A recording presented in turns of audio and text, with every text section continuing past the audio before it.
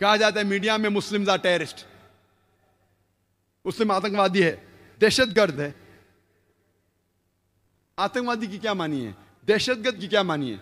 दहशतगर्द उसे कहते हैं जो दूसरों के दिल में दहशत पैदा करता है। Terrorist is a person who causes terror in the minds, in the hearts of the other human being. मिसाल के तौर पे जब कोई चोर पुलिस को देखता है तो उस चोर के दिल में दहशत पैदा होती है। तो इस कॉन्टेक्स्ट में पुलिस चोर के लिए दहशतगर्द है।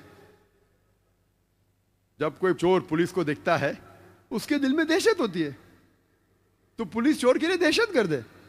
और ये मैं नहीं कहता हूं, टाइम्स ऑफ इंडिया में एक आर्टिकल आया था कि इंस्पेक्टर आंग्रे टेरराइजेस द अंडरवर्ल्ड। जो छुपे हुए गुंडे लोग हैं अंडरवर्ल्ड के, चोर है, उनके दिल में दहशत पैदा करता है। तो बिल्कुल सही है। तो उस तरीके से मैं कहता हूं कि हर मुसलमान जो भी गलत काम कर रहा है उसके दिल में हर मुसलमान दहशत पैदा करना चाहिए।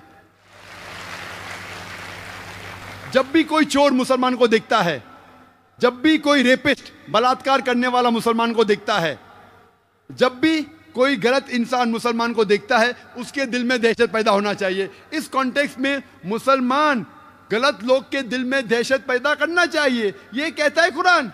जिस तरीके से पुलिस चोर के दिल में दहशत पैदा करती है, उसी तौर से कुरान में लिखा है सूरह अनफाल में सूरह नंबर 8 आयत नंबर 60 में कि आप मुसलमान गलत लोग के दिल में दहशत पैदा करो।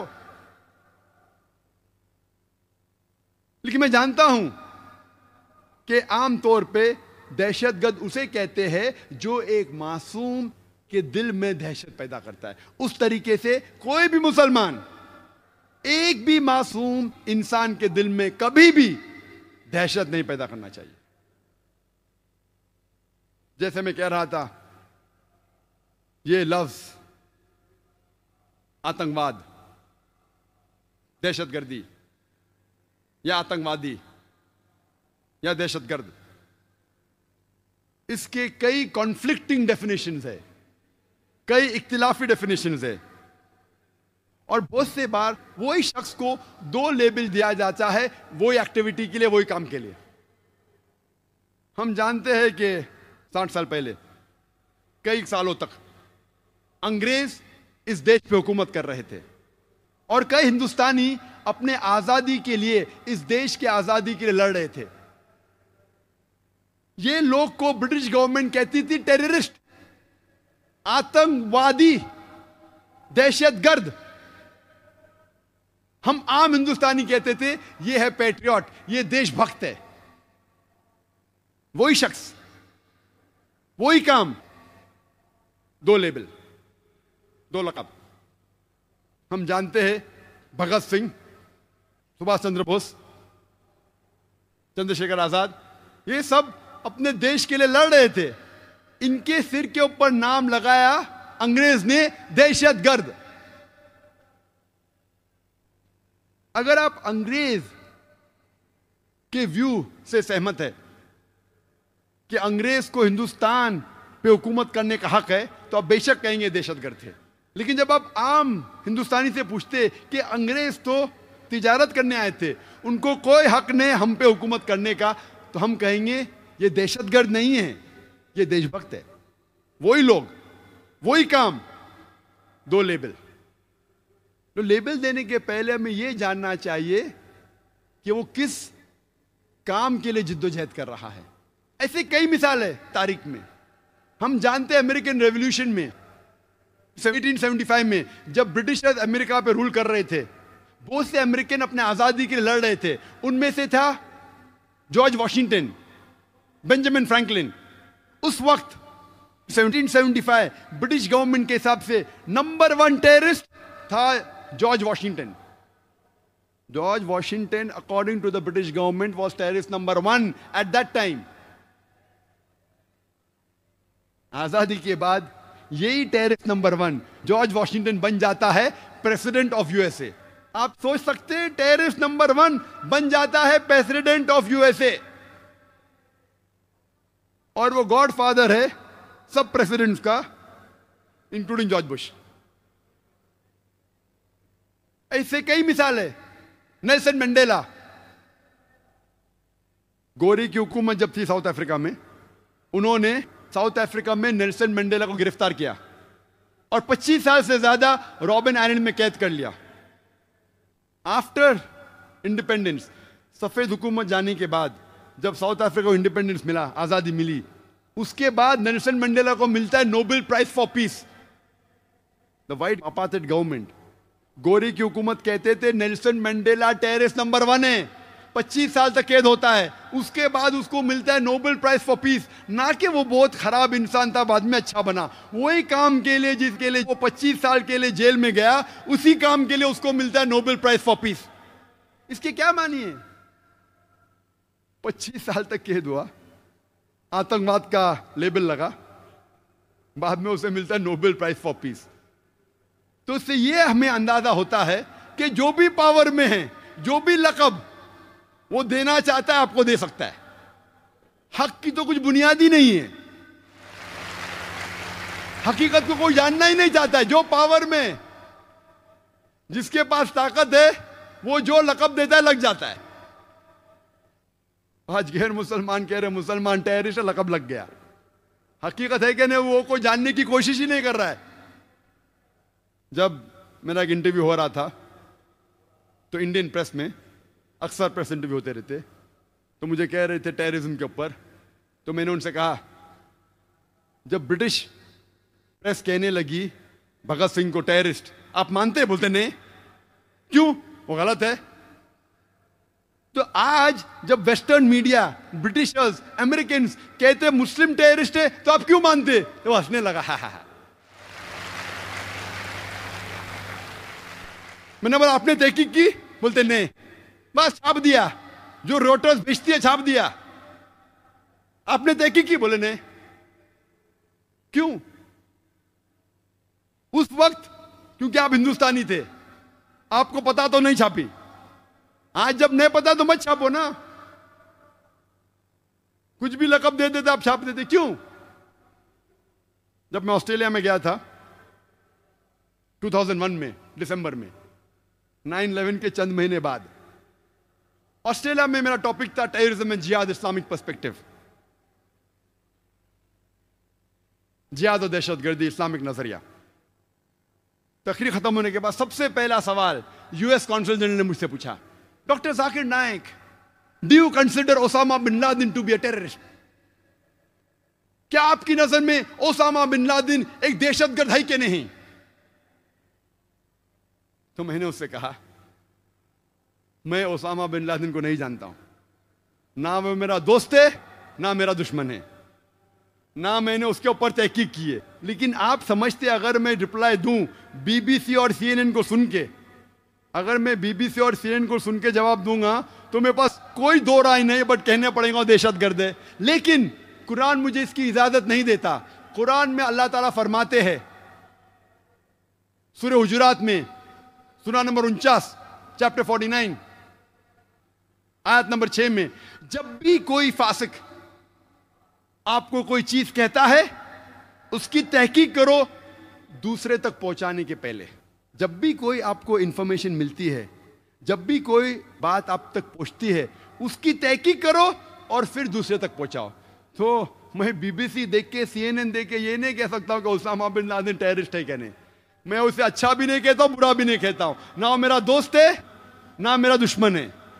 लेकिन मैं ये बात बिल्कुल साफ तौर से कह सकता हूं, क्या बीबीसी चैनल पे, सीएनएन चैनल पे, कई चैनल पे खुद मैंने देखा कि अफगानिस्तान में हजारों लोग मारे गए। जॉर्ज बुश ने कहा कि attack, war on terror, Afghanistan पे अटैक हुआ, इराक पे अटैक हुआ, हजारों लोग मारे गए। 9/11 जो हुआ, तो मैंने कहा ये तो खुद जो 9/11 जो हुआ, ये इल्जाम है कि ओसामा बिन लादेन ने किया। मैं नहीं जानता हूं, जो साइंटिस्ट है यूएसए के वो कहते it's inside job, George Bush ने खुद किया है। ये मैं नहीं कहता, नो कहते। सही है कि हकीकत है बाद में तहकीक करेंगे, अभी वक्त नहीं है, मैं जॉर्ज बुश को ज़्यादा टाइम नहीं देना चाहता हूं। लेकिन ये जानता हूं कि खुद उसने अपने मुंह से कहा न्यूज़पेपर में, उसके मीडिया पे, उसके खुद के मीडिया पे, उसके खुद के चैनल के ऊपर क्या हजारों लोग का कत्ल हुआ अफगानिस्तान में उसके वजह से, कई बेगुनाह को मारा गया इराक में, उसने सैंक्शन लगाए, कई बच्चे लोग, 5 लाख से ज्यादा बच्चे लोग इराक में मरे because of the take sanctions. तो मेरे नजर में आज की तारीख में सबसे बड़ा हत्यारा, सबसे बड़ा दहशतगर्द जॉर्ज बुश।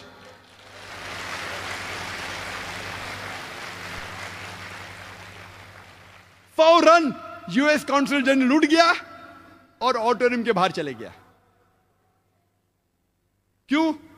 कुरान कहता है सूरह इसरा में चैप्टर 17 वर्स नंबर 81, वकुल जाल हक वज़ाकल बातिल इन्नल बातिल काना ज़हूका, कहो कि हक आ गया है और बातिल का सर्वनाश होगा और फी नफ्सी बातिल को खत्म होना है। फौरन हेडलाइंस में, ऑस्ट्रेलियन न्यूज़पेपर में, doctor Naik calls himself a fundamentalist and says number 1 terrorist in the world is George Bush. Australian paper में आया। कभी 2001 में 3 महीने बाद 11 सितंबर के, उस टाइम मेरे इल्म में कोई भी इंसान को मैं ही नहीं जानता हूं जो पब्लिक के अंदर कहा कि जॉर्ज बुश टेररिस्ट था। उस टाइम की बात कर रहा हूं, मुझे तो हक की बात करने का है कि नहीं, उस वक्त, इसलिए हेडलाइन में आ गया। आज हर ऐरा गैरा कहता है कि जॉर्ज बुश टेररिस्ट है। Every Tom Dick and Harry is telling that. अरे मैं नाम गिनाऊंगा आप लोग को कितने लोग टेररिस्ट कहते हैं तो पूरा दिन निकल जाएगा, नाम सिर्फ गिनाऊंगा तो।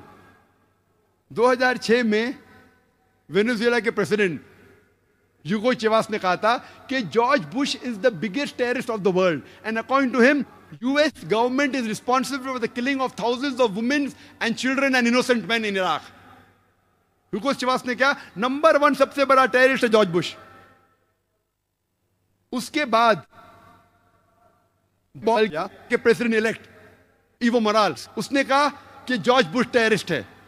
हैरी बेलफोंट जो एक बहुत बड़ा एक्टिविस्ट है अमेरिकन और वो एक सिंगर भी है, उसने कहा कि बिगेस्ट टेररिस्ट जॉर्ज बुश। एक एमपी जो ब्रिटिश का है यूके में, जॉर्ज गैलवे, उसने कहा कि जितना खून टॉनी ब्लेयर और जॉर्ज बुश के हाथों पे लगा है बेगुनाहों का, वो जो लंदन ट्यूब के बॉम्बिंग जो हुए, जो टेररिस्ट लोग निकले, उससे ज्यादा खून जॉर्ज बुश और टॉनी ब्लेयर के हाथ में लगा हुआ है। किसने कहा? एक गैर मुस्लिम जॉर्ज गैलवे जो मेंबर ऑफ पार्लियामेंट है यूके का।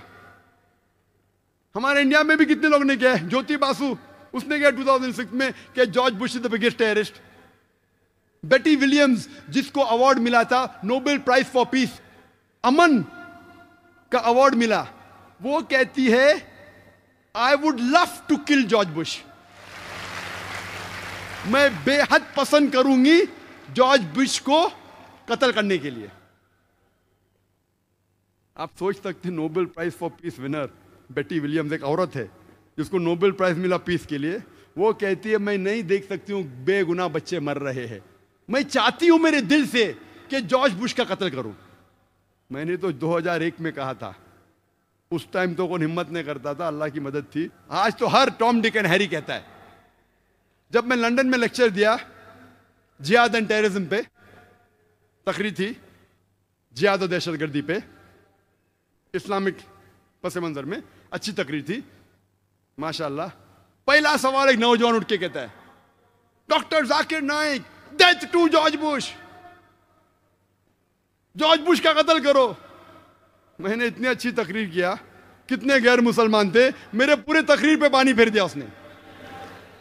सब लोग ताली मारने लगे, जॉर्ज बुश को कत्ल करो, जॉर्ज बुश को कत्ल करो। मेरा मकसद है दावा देना, मेरा मकसद है अमन फैलाना।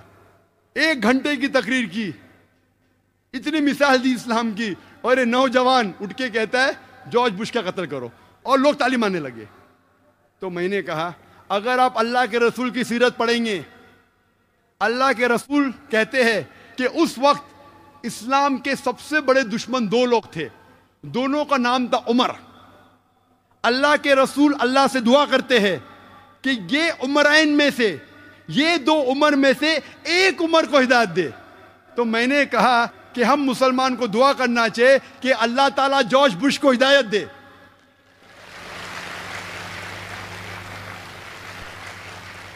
उसका कत्ल करके मुझे क्या कुछ फायदा होगा?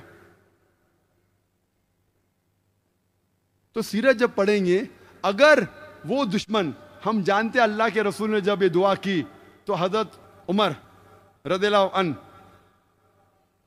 उमर बिन खत्ताब रदियल्लाहु अन्हु, उनको अल्लाह ने हिदायत दी। सबसे कट्टर दुश्मन थे इस्लाम के, बहुत सब लोग डरते थे मुसलमान, उनको हिदायत दी। फिर सबसे बेहतरीन मुबल्लिग, मुजाहिद बन गया इस्लाम के लिए। इसीलिए माइकल एच हार्ट ने उनको 100 की टॉप लिस्टिंग पे मोहम्मद सल्लल्लाहु अलैहि वसल्लम नंबर 1 दिया और उनको दिया 52 नंबर पे। या कह सकते हैं कि टॉनी ब्लेयर जॉर्ज बुश में से कोई को हिदायत दे। हमें इस्लाम पेश करने में सही तरीके से करना, हिकमत के साथ, जज्बाती बन के नहीं। गैर मुसलमान है, हम देखते हैं कि जब पता लगता है हमें कि जॉर्ज बुश सबसे ज्यादा आज की तारीख में हत्या किया है,